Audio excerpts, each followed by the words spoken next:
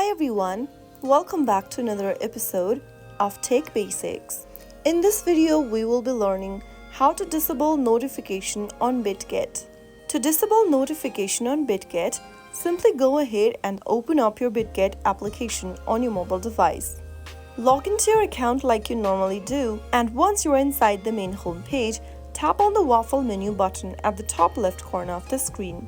Now, click on your username at the top and click on the Notification tab under User Center. Right where you see Push Notifications, tap on it, and then this will open up the Settings app on your device.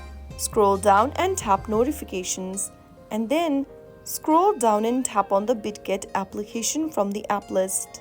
Disable the toggle right next to Allow Notification, and that will help you disable notification on Bitget. You will now won't receive any kind of notifications from the Bitget application on your mobile device. That is how you easily turn off or disable notification on Bitget.